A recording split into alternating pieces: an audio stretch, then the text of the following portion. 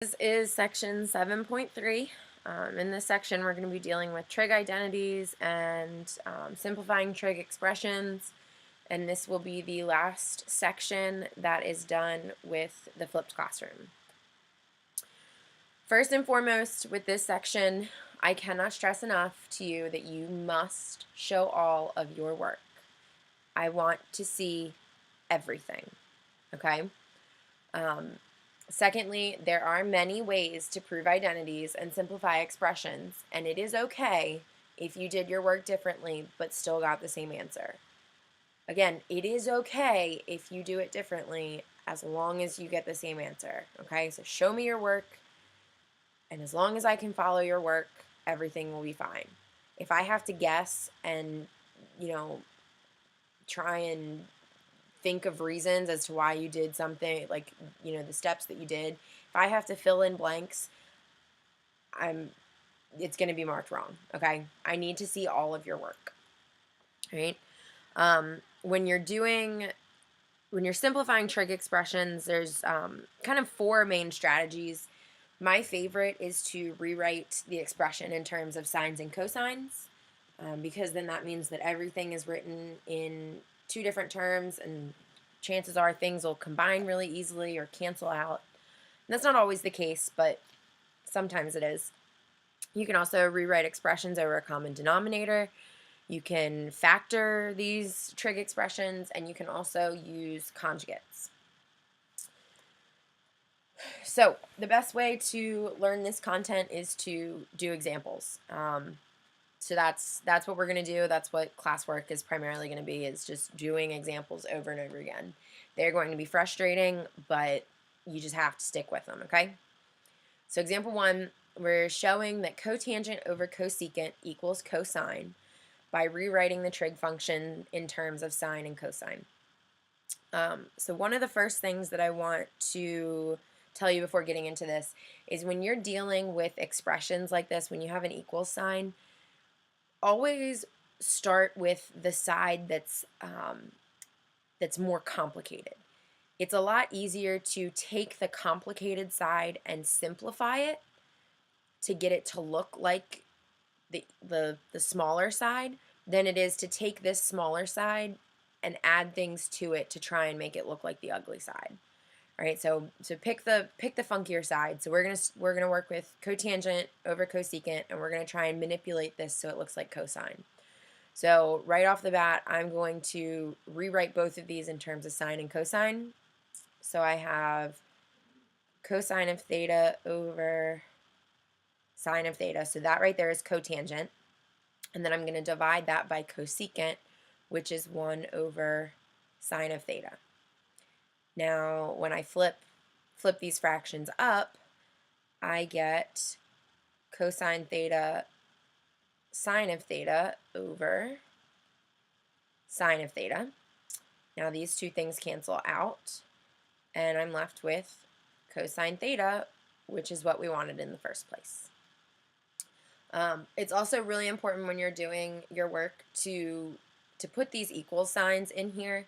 That kind of gives me a direction of what to look at next.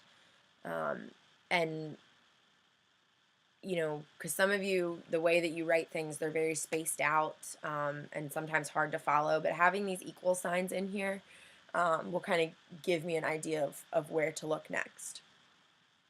All right, example 2.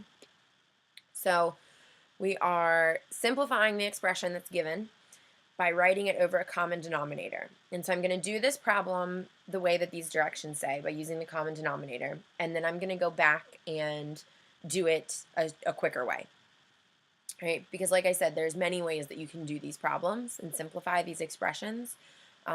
There is no one right way. So I'm going to get a common denominator between these pieces.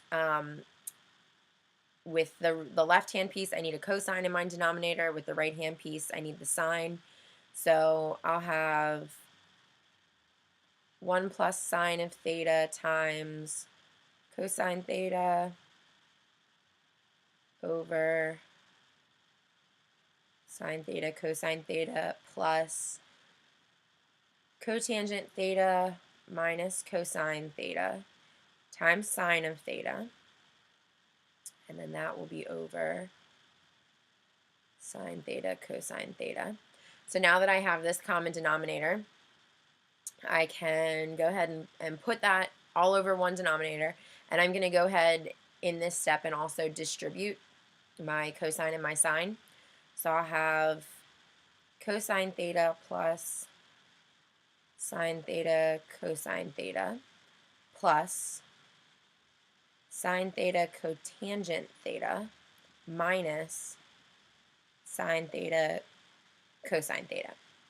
And then all of that is over sine theta cosine theta.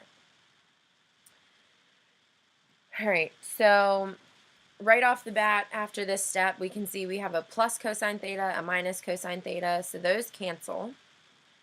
So I'm left with cosine theta plus sine theta, cotangent theta over sine theta cosine theta. Now, I want to, before I do anything else, I want to, actually, never mind. Now that I have these two pieces over one plain denominator, I can go ahead and separate these into two different fractions.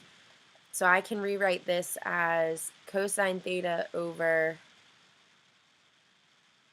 sine theta cosine theta plus sine theta cotangent theta over sine theta cosine theta. Right, and now from there, my cosine cancels out here and here, and then my sines cancel out there. So I'm left with 1 over sine theta plus cotangent theta over cosine theta. So now cotangent, we know, is cosine theta over sine theta. So I'm going to rewrite this completely in terms of sines and cosines. So I'll still have 1 over sine theta, that's not going to change, plus cosine theta over sine theta, but then that is divided by cosine theta over 1. And when I flip this up, then I'm left with 1 over sine theta plus cosine theta over sine theta cosine theta. But then those cosines cancel out. And then down here, I'm going to go ahead and simplify this. So 1 over sine is the same as cosecant theta. And then because these cosines canceled out, I'm left with another 1 over sine theta. So I have another cosecant theta, which equals 2 cosecant theta. Right, so that right there, that 2 cosecant theta would be my simplified answer, okay? That was really long. That was really drawn out. There is a shorter way that we could have done this. So we started with, we had 1 plus sine of theta over sine theta, and then cotangent theta minus cosine theta over cosine theta, right? I'm going to separate these so I can separate this into two different fractions since they'd have the same denominator. So I have 1 over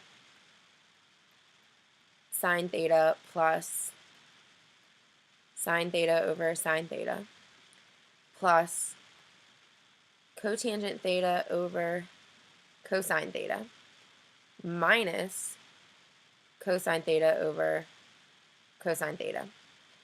This becomes 1, this becomes 1, but I have a plus 1 and a minus 1, so those are going to cancel out. So I'm left with 1 over sine theta plus, I'm going to rewrite cotangent in terms of sine and cosine. So I have cosine theta over sine theta divided by that cosine theta that's on the bottom. But then that cosine theta is going to flip up, so I'm left with 1 over sine theta plus cosine theta over sine theta cosine theta. My cosines cancel out, so I'm left with 1 over sine theta plus 1 over sine theta. And so again, I'm left with 2 cosecant theta. All right, so that just goes to show you there are different ways to do these problems, okay? But I ended up getting the same answer in both situations. All right, so the last example I'm going to do with you on here, so this one's going to deal with conjugates. So conjugates are, so like the conjugate of 1 plus sine theta is 1 minus sine theta. So it's the same terms, but the sign in between them is the opposite, right? So in this case, so I told you to start with the side that's uglier. These, I think, are equally ugly. So I'm just going to start with the left side, and I'm going to try and make the left side look like the right side. So I have cosine of theta over 1 plus sine theta. Now, the directions tell me to multiply the numerator and denominator by the conjugate. So I'm going to multiply 1 minus sine theta over 1 minus sine theta. Because multiplying it like this, I'm multiplying it by a form of 1, so I'm not changing any values. And then from here, I have cosine theta times 1 minus sine theta over 1 plus sine theta times 1 minus sine theta will give us 1 minus sine squared theta. So now, if you remember, one of the most important trig identities is the Pythagorean identity. So we have cosine squared theta plus sine squared theta equals 1. I have 1 minus sine squared theta. And you can see that cosine squared theta equals 1 minus sine squared theta if we just subtract sine from each side. So I can rewrite this as cosine theta times 1 minus sine theta over cosine squared theta. Well, I have cosine to the first power, cosine to the second power, so I can cancel one of those out, and I'll be left with 1 minus sine theta on top and cosine of theta on the bottom, which is what we wanted in the first place. Right? So, some final tips for establishing these identities. Like I said earlier, start with the side containing the more complicated expression. You can rewrite the sums or differences of these quotients as a single quotient. That was like in example 2. Rewrite the expression in terms of sines and cosines. At some point in your simplification and solving, it'll probably make life a lot easier to do so. And then always keep your goal in mind. As you manipulate one side of the expression, you must keep in mind the form of the expression on the other side.